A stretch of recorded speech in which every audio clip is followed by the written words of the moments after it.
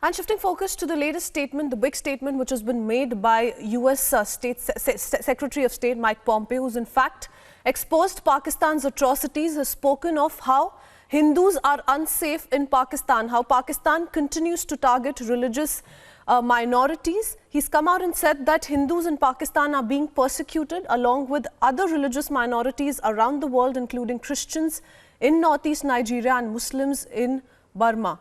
So you have a big statement coming in from United States Secretary of State Mike Pompeo, who's in fact exposed Pakistan's atrocities, has spoken of how various religious minorities, including the Hindus, are unsafe in Imran Khan's Naya Pakistan.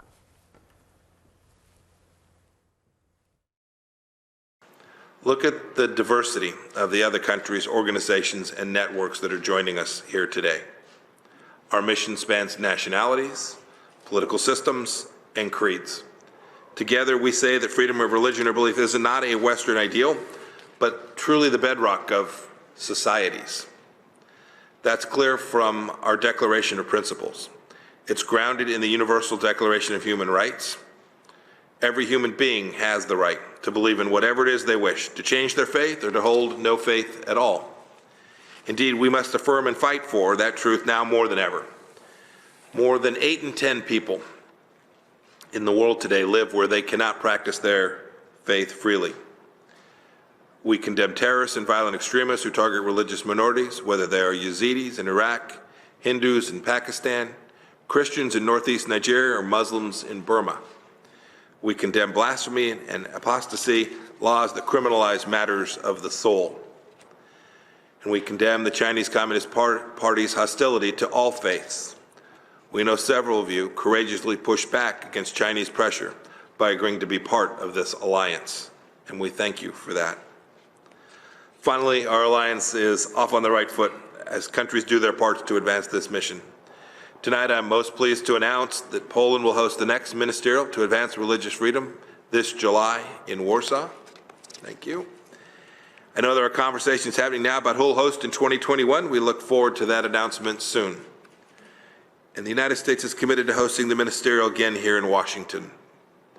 We're also delighted that Colombia will host the first regional ministerial in South America next month. This multilateralism reflects the values of free societies.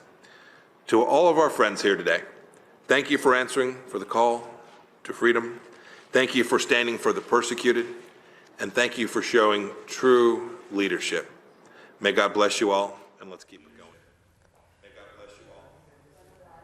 So important points raised by Mike Pompeo, and my colleague and our executive editor Abhishek Kapoor joining us on the broadcast with more details on the same.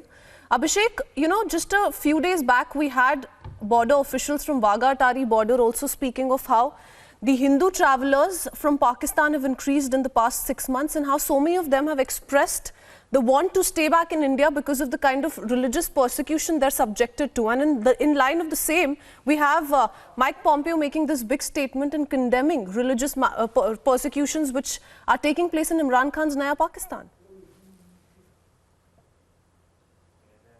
Well, Chris,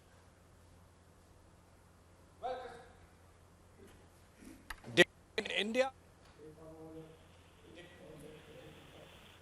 the critics of CA and these protesters in its true light, in the sense that not just India, it's a global concern in which the manner in which the minorities are being treated in Pakistan. So it's just not India which has, some would say, constitutional obligation, legal obligation, international treaty obligation, given the fact that there was a pact between Pandit Jawaharlal Nehru and Liaquat Ali Khan to take care of respective minorities, and we have done really well. So far as our minorities are concerned, Pakistan has not kept its word. It's being noticed by rest of the world as well. So it's just not, a slap on the face of Pakistani establishment, but also actually a mirror for these protesters against the Citizenship Amendment Act, that they should be able to see what even the global community can see.